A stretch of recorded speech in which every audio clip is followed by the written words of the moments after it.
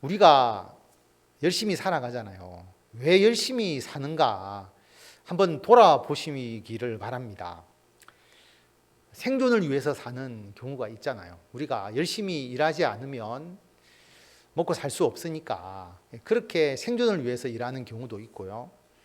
또 자기의 생존뿐만 아니라 가정을 책임지는 우리 남자들 또 여성분들, 내가 일해야 우리 가족이 살아갈 수 있으니까, 그래서 내가 희생해서 우리 가족들, 우리 자녀들이 잘 되기 위해서 그렇게 헌신하는 분이 있을 수가 있습니다. 어떻게 보면 자기를 위해서 살아가는 것이죠. 간혹 사회를 위해서 헌신하는 분들도 있습니다만은 대부분의 사람들은 우리 자신을 위해서, 또는 조금 더 폭넓게 이야기하면 가족을 위해서 정말 땀 흘리고 수고하고 헌신하고 계실 것입니다. 우리 그리스도인들은 여기에다가 더 큰 비전이 있잖아요. 하나님의 나라. 그래서 하나님께 영광 돌리는 삶이 우리들에게 가장 우선이 됩니다. 그래서 가정도 단지 우리가 가족들이 잘 되게 한다는 생각 더 이상으로 우리 가정이 믿음의 대를 이어가고 다음 세대의 일꾼으로 세워나갈 수 있도록 우리 가정을 위해서 우리가 헌신하는 것이고, 사회생활을 할 때도 그 사회 속에서 하나님의 말씀이 이루어지고 하나님의 영광을 나타내는 그런 사회가 되도록 우리가 헌신하는 것이죠. 우리들의 목적은 조금 세상 사람들과는 차이가 있습니다. 세상 사람들이 하는 것에 우리는 조금 더 더하는 것일 뿐인데 그 방향과 그 영향력이라는 것은 굉장히 다르죠. 상당히 차이가 있습니다. 세상 사람들은 자기를 위한 그 애착이 굉장히 강하잖아요. 그것을 많이 느끼지 않아요. 예전에는 없었는데 요즘은 사람들이 특히 젊은 층으로 갈수록 자기를 위한 그 자기애가 굉장히 강합니다.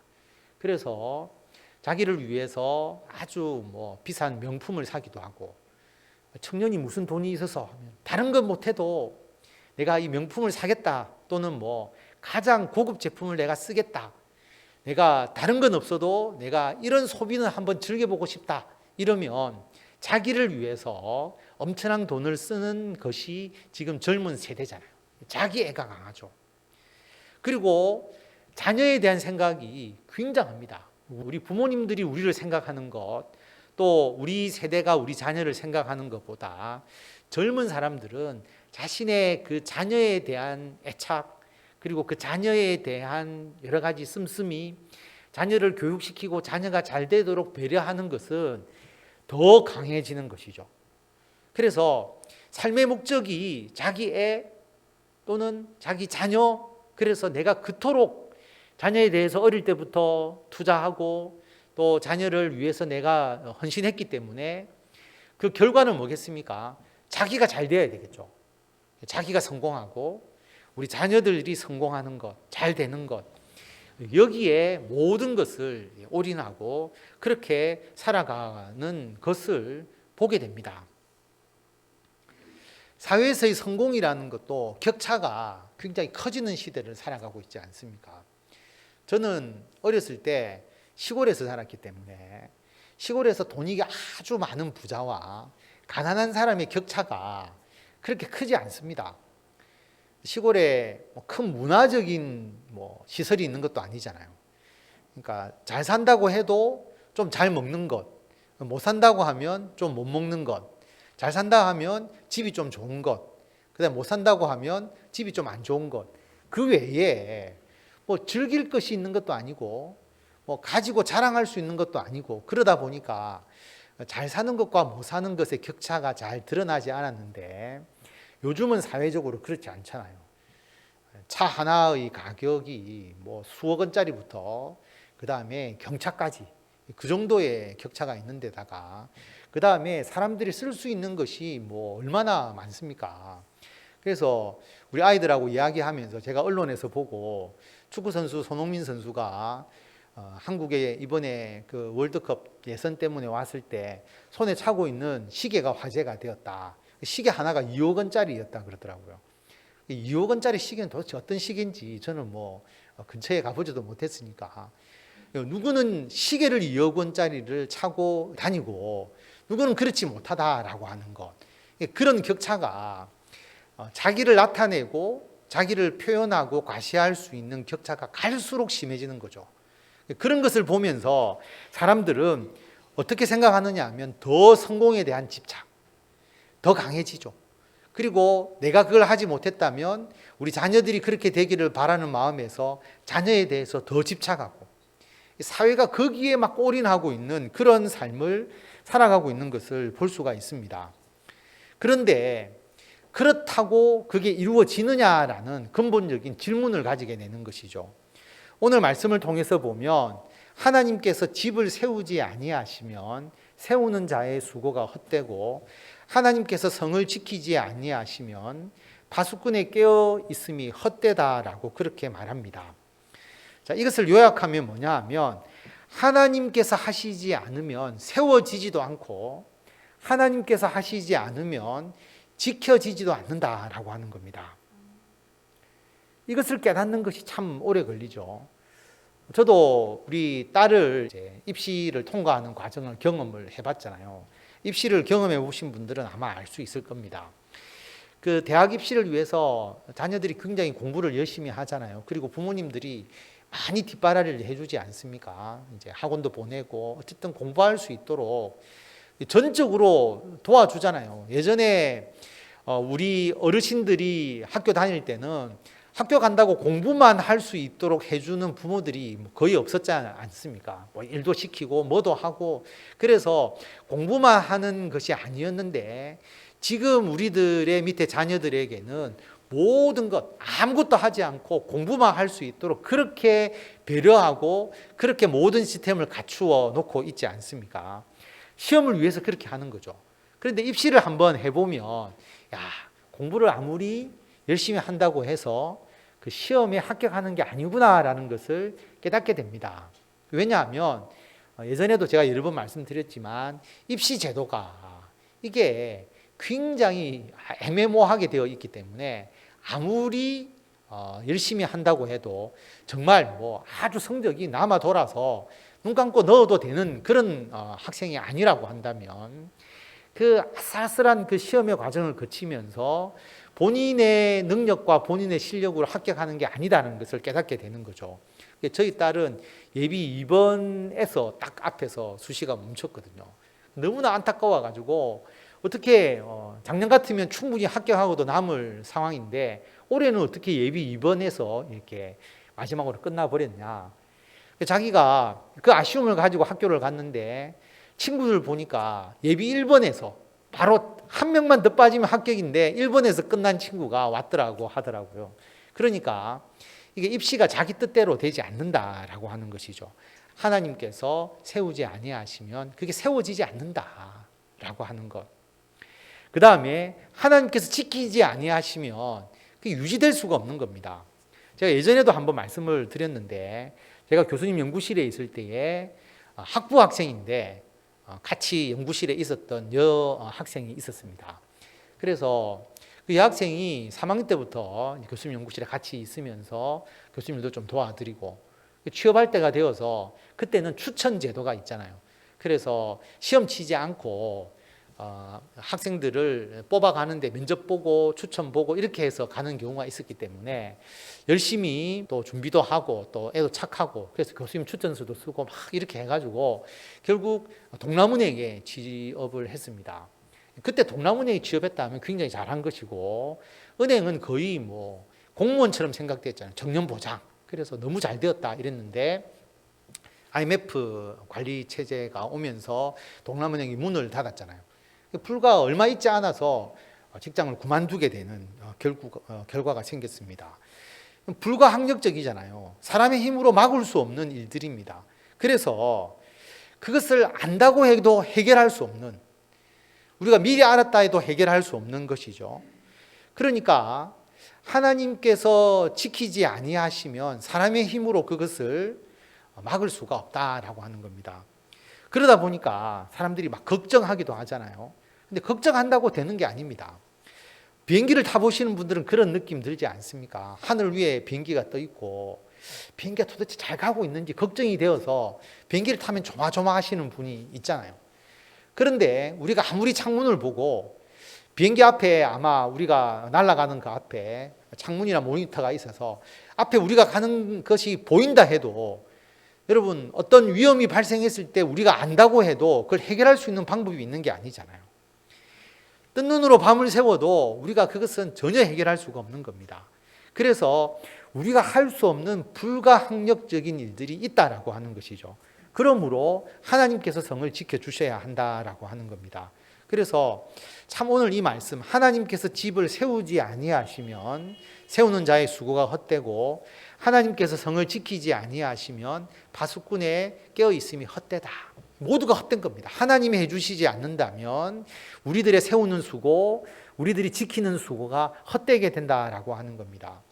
너희가 일찍이 일어나고 늦게 누우며 수고의 떡을 먹음이 헛되도다. 그러므로 여호와께서 그의 사랑하시는 자에게는 잠을 주시는도다. 우리가 수고하는 모습이잖아요. 아침에 일찍 일어나서 또 늦게 누울 때까지 열심히 일하고 열심히 수고하고 우리 자녀들이 그렇게 행하는데 또 우리가 그렇게 행하는데 그게 수고의 떡을 먹지만 그게 헛되다라고 하는 겁니다. 지금까지 계속 헛되다는 이야기만 나왔습니다. 그런데 하나님께서 사랑하는 자에게 잠을 주신다라고 말합니다. 비행기에서 뜬 눈으로 자기가 걱정함이 있는다고 해결할 수 없는 것처럼 잠을 잔다는 것은 맡긴다는 의미잖아요. 어머니의 품에 안겨서 잠을 자는 그 어린 아이. 또 제가 예전에도 한번 말씀을 드렸죠. 중고등부 수련회를 거제도에 갔다가 돌아오는데 거가대교를 지나는데 바람이 얼마나 세게 부는지 핸들이 막 흔들릴 정도로 저는 정신 바짝 차리고 핸들 꼭 잡고 걱정하면서 가는데 아이들은 전부 다 자고 있는 거예요, 뒤에서. 그러니까 운전을 믿기 때문에 그냥 맡겨두고 자기들은 잠을 자고 있는 것이죠. 그거와 똑같다라고 합니다. 하나님께서 사랑하는 자에게 잠을 주신다는 것은 사랑하는 자는 하나님을 신뢰하고 하나님을 믿고 하나님께서 하시도록 맡겨두는 겁니다. 그냥 맡겨두는 것이죠. 그래서 하나님께서 세우신다라고 하는 이 의미는 어떤 의미냐 하면 하나님을 의지하라라고 하는 겁니다. 하나님의 도우심을 구하라라고 하는 것이죠. 하나님께 기도하면서 하나님께 맡기는 겁니다. 기도하는 것을 잘못 기도하게 되면 우리들의 요구 조건을 하나님께 계속 아뢰는, 하나님 이거 해주세요, 이거 해주세요, 이거 해주세요 라고 이야기하는 것이 되어버리기 쉬운데 그런 기도는 하나님을 의지하거나 맡기는 것이 아닙니다. 우리가 하나님께 부탁은 해야 되지만 내가 그 문제를 꼭 해결하고 이루어야 된다. 하나님께서 내가 하는 일을 반드시 도와주셔야 된다. 그렇게 돼버리면 안 된다라고 하는 것이죠. 하나님이 하시는 거다라는 것을 우리가 인정하고 기도하는 것이 굉장히 중요합니다. 내가 성공하는 것, 내가 지키는 것 모두가 하나님이 하시는 것이다. 그래서 하나님 이거 해주십시오라고 무조건 기도하기 이전에 하나님께 맡긴다는 마음이 먼저 우리들에게 있어야 한다라고 하는 것이죠. 그래야 여러분 우리가 그 기도에 의미가 있는 겁니다. 저도 이제 지금까지 쭉 여러 가지 일들을 했고 또 목회를 하고 있지만 뒤돌아보면 제가 한 일이 아니거든요. 우리 교회의 목회도 그렇고 제가 직장 생활을 한 것도 그렇고 그 모든 과정이 내가 이것을 해야 됩니다라고 했을 때 그 일이 이루어질 수 있는 것은 하나도 없었습니다. 하나님께서 이루어 주셨기 때문에 내가 그 일을 할 수 있었던 것입니다. 그래서 하나님께 맡길 수 있어야 되는데 그 맡기면 우리가 왜 기도하느냐? 우리가 기도하는 거하고 하나님께 맡기는 거하고 어떤 차이가 있는지를 좀 생각을 해보면 자, 예를 들어서 이런 상황을 한번 생각해 봅시다. 우리 자녀가 부모에게 요청을 하는 거죠. 자동차가 필요합니다. 차 한 대 사주세요. 아이는 아빠 벤츠 사주세요. 이렇게 이야기를 했다고 한번 생각을 해봅시다. 그러면 자녀가 요구한다고 부모가 들어주나요? 내가 사줄게. 그렇게 이야기하기 전에 부모는 그래 차가 필요하다고 그럼 내가 알아서 해줄게 라고 부모가 이야기를 했습니다. 자, 부모가 알아서 해줄게. 판단은 부모가 판단하는 겁니다. 어떤 차를 사줄지 안 사줄지도, 그리고 어떤 차를 사줄지도 부모가 알아서 판단할게 라고 이야기를 한 것입니다. 그렇죠. 그러면 그 다음에 어떻게 해야 되느냐라고 하는 거죠. 자녀가 자, 아버지가 알아서 해줄게 라고 했는데 또 부모에게 차 사주세요, 저는 벤츠를 사주세요, 그렇게 이야기를 하는 것이 맞느냐라고 하는 겁니다. 그렇게 요구하면 안 되겠죠. 부모가 알아서 해주겠다라고 이야기를 했기 때문에. 그래서 하나님께서 알아서 해주십니다라고 고백은 하면서도 우리가 하나님께 하나님 이거 해주세요, 이건 이렇게 해주세요, 저렇게 해주세요라고 계속 요구하는 것은 하나님께서 알아서 해주십시오, 하나님을 믿고 신뢰하고 의뢰합니다라고 말하는 것과 반대가 되는 거죠. 그렇게 되어서는 안 된다라고 하는 겁니다. 그러면 하나님이 알아서 해준다고 했기 때문에, 부모가 알아서 차 사준다 했기 때문에 그 다음부터 차 얘기는 하나도 안 하고 입 닫아버리고 알아서 해주시겠지 하고 그렇게 가는 게 맞느냐? 그게 아니다라고 하는 것이죠. 자기가 정말 차가 필요하다면 차에 대해서 계속 부모와 이야기를 나누게 될 겁니다. 어제 짐이 너무 많았는데 그 짐을 내가 차가 있었으면 다 효과적으로 싣고 갔을 건데 못 싣고 가서 너무 힘들었습니다. 차가 필요하다는 이야기를 하는 것이죠. 그리고 자기가 차를 통해서 어떤 일을 할 것인지 또 뭐가 좋을 것인지를 계속 부모하고 이야기를 할 거다라고 하는 겁니다. 그러면서 내가 아버지가 언제 차 사줄지를 굉장히 마음 졸이면서 기다리고 있습니다. 그런 식으로 차에 대해서 계속 아버지와 이야기할 수밖에 없을 겁니다. 그게 뭐냐 하면 우리들의 기도죠. 하나님이 알아서 해주시겠다라고 말씀하셨지만 알아서 하세요 하고 그냥 방관하는 게 아니라 그 문제를 놓고 하나님과 계속 기도하는 겁니다.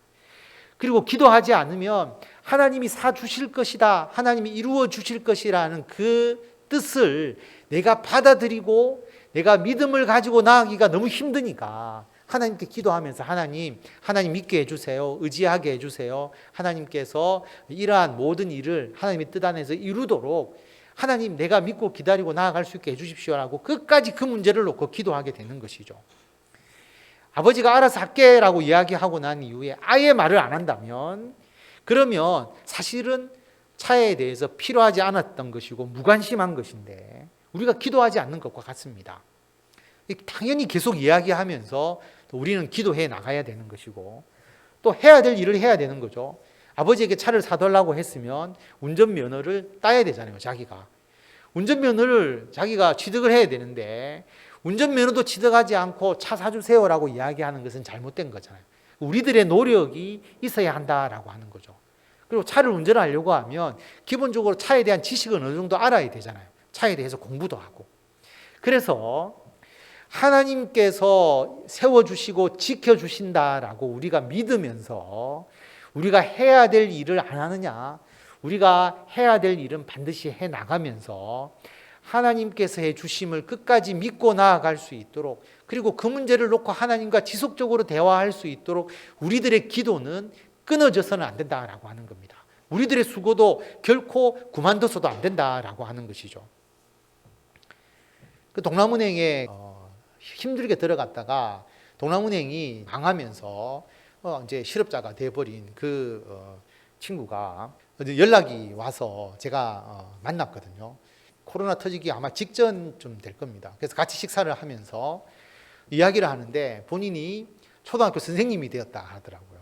그래서 그 직장 그만두고 교대 들어가가지고 임용고시 한 번 떨어지고 두 번째 합격해가지고 지금 울산에서 선생님을 하고 있고, 그때는 제에게 이야기를 안 했는데 목사님 딸이라고, 아버지가 목사님이라고. 그래서 아버지 때문에 자기가 많이, 큰 교회는 아닌 모양이에요. 어려움도 겪고, 그래서 대학교 들어가서 사실 1학년, 2학년 방황을 하다가 3학년 때 교수님 연구실에 들어와서 같이 있으면서 자기도 힘을 얻고 여러 가지로 도움이 되었다. 사실 제가 별로 해준 것도 없는데 너무 감사하고 또 자기의 이야기를 하면서 같이 식사를 했는데 오히려 더 잘 되었다. 동남은행에 있는 것보다 그 치열한 그 직장 생활 속에서 여성이 직장 근무하는 것보다 임용고시 합격해서 선생님이 되었으니까 얼마나 더 좋습니까? 나 잘 되었다라고 그렇게 이야기를 했습니다. 그러면서 아버지 교회에서 봉사하고 이제 섬기고 있다라고 이야기를 하더라고요.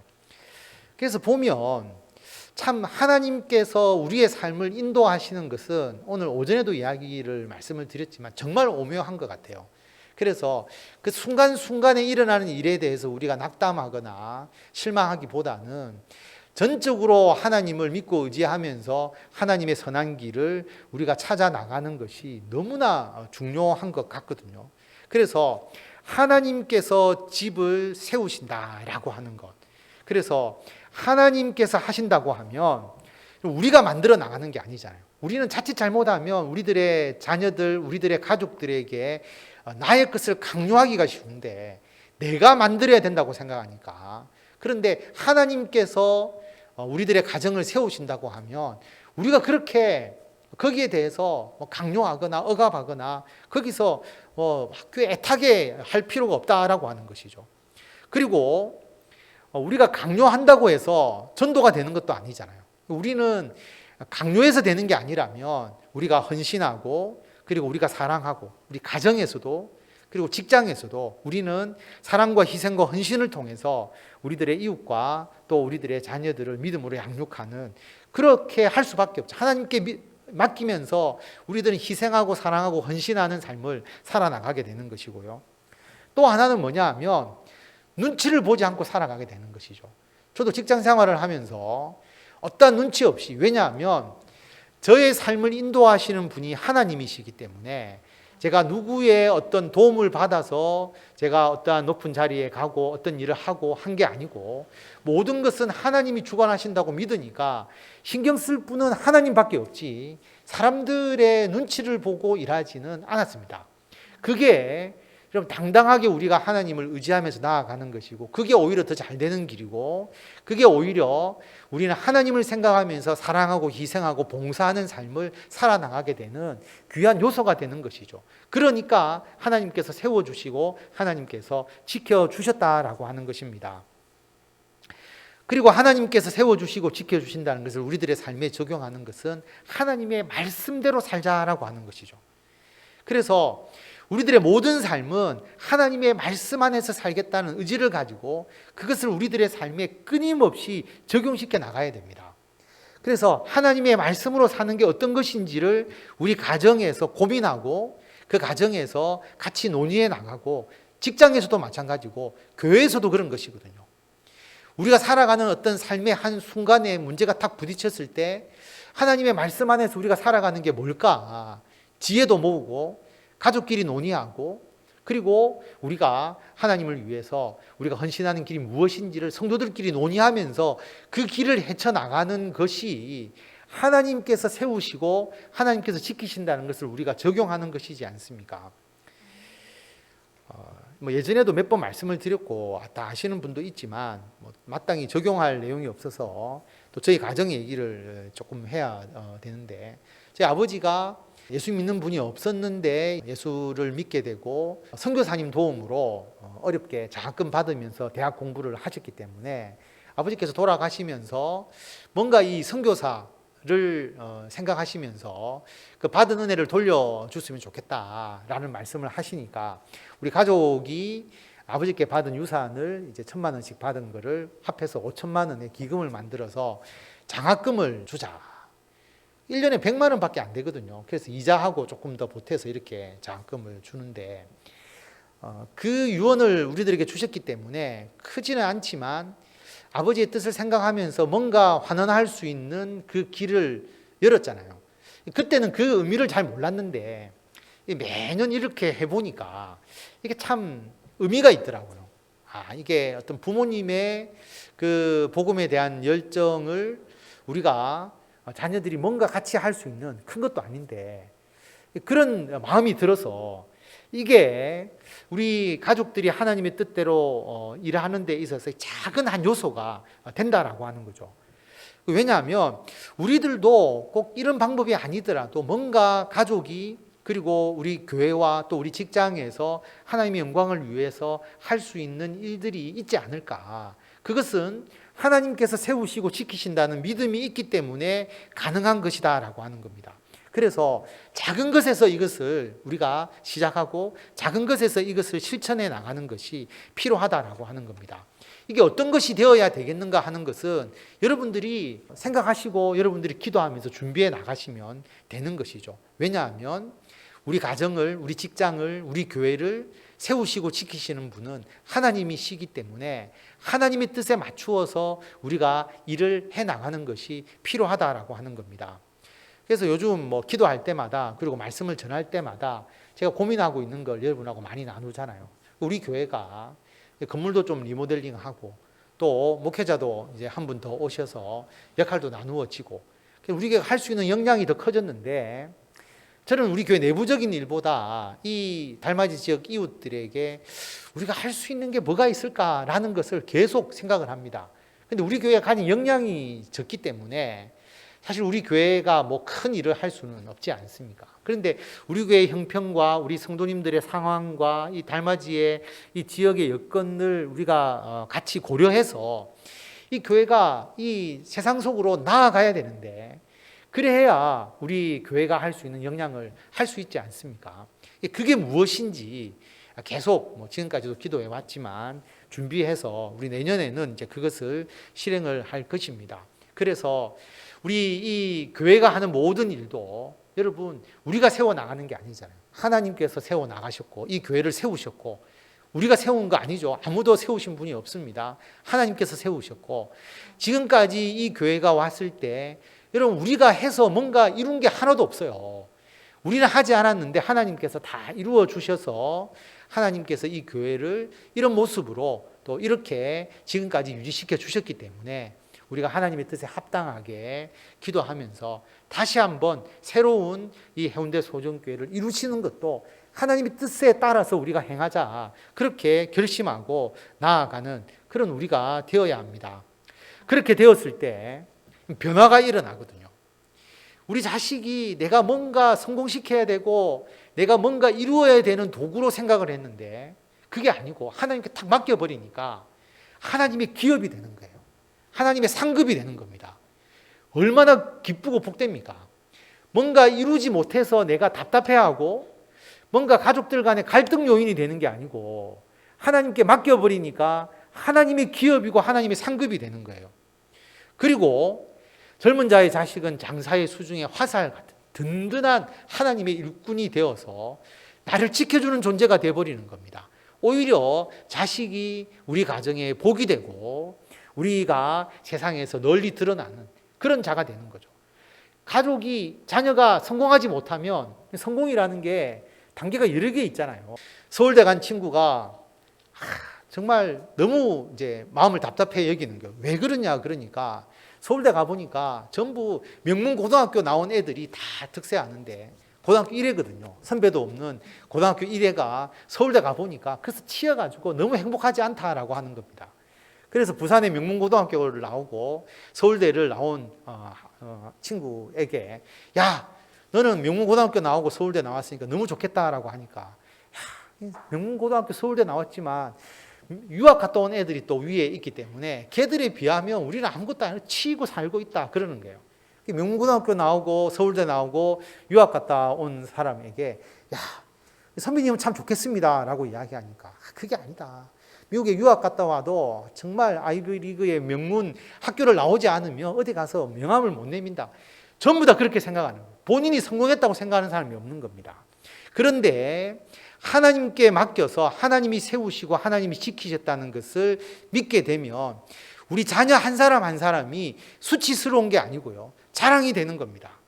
오히려 우리 자녀들이 원수와 담판할 때 수치를 당하지 않고 내가 수치를 당하지 않고 떳떳하게 우리 자녀의 뛰어남과 하나님의 은혜와 복됨을 나타낼 수가 있는 거거든요. 그렇게 되도록 변화시켜 주는 겁니다. 어떤 비교가 있는 게 아니에요. 왜냐하면 하나님이 세우셨고 하나님께서 지키셨기 때문입니다.